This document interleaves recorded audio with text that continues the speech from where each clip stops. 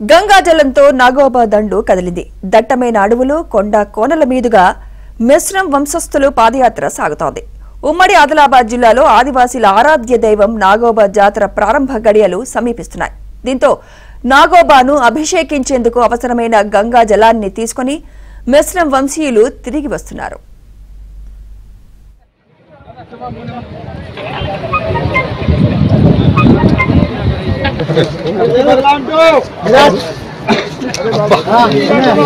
నేనైతే అర్థమేరాని చెప్తాను.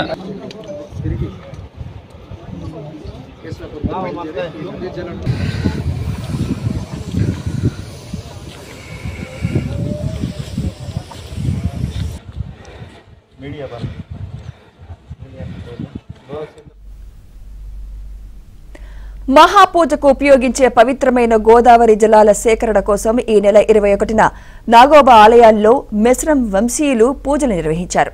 అనంతరం పాదయాత్ర చేపట్టారు. మొత్తం 5 మండలాల్లోని అనేక గ్రామాల మీదుగా నిన్న మంచిర్యాల జిల్లా కలమడుగు గ్రామ శివారులోని గోదావరి నదికి చేరుకున్నారు. హస్తినమడుగు వద్ద గోదావరి మాతకు ప్రత్యేక పూజలు చేశారు. 22 కుటుంబాలకు చెందిన 158 మంది మిశ్రం వంశీయులు గంగాదేవి పూజల్లో పాల్గొన్నారు. అనంతరం ప్రత్యేక సమయంలో గంగా జలాన్ని సేకరించి తిరిగి పాదయాత్రగా నాగోబా కొలువైన కెస్లాపూర్ వైపు పయనమయ్యారు.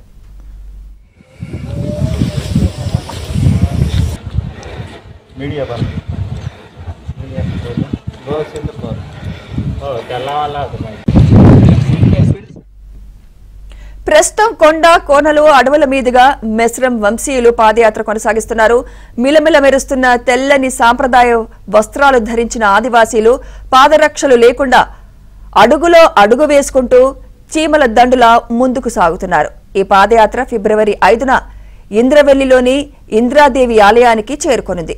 ప్రత్యేక పూజల అనంతరం 5వ రోజు సాయంత్రం కేస్లాపూర్కు చేరుకుంటారు. అక్కడి మర్రి చెట్టు వద్ద బస చేస్తారు. ఫిబ్రవరి 6 నుంచి 8 వరకు సాంప్రదాయ తూం పూజలు నిర్వహించనున్నారు. 9న రాత్రి పవిత్ర గంగా జలంతో నాగోబాకు అభిషేకం చేస్తారు.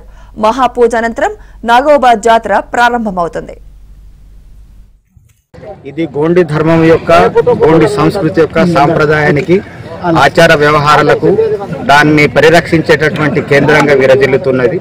పుష్యమాసంలో నెలవంక కనిపించిన తర్వాత మొదటి రోజున అక్కడ కెసలాపూర్లో గుమిగూడి మిశ్రం వంశస్థులందరూ మేము మా పెద్ద దేవుని యొక్క పూజా కార్యక్రమాలను ఆరంభిస్తాం. ఆ రోజు అక్కడ కాళ్ళు మొక్కిన తర్వాత 2వ రోజు కటోడ మరియు పర్దాన్లో మా పేన్పాట్లలో ఎవరైతే వెంకట్రావు ఉన్నారో వారి ఆధ్వర్యంలో ఈ దేవుని గురించి ప్రచారం చేయడానికి 7 ఊర్లకు పోవడం అనేటటువంటి జరుగుతున్నది. సిరికొండ మండలంలోని సిరికొండలో ఉన్నటువంటి కుమ్మరులకు అమ్మ కుండలు చేయడానికని చెప్పి తర్వాత 7 ఊర్లకు ప్రచారాన్ని చేసి వస్తాం.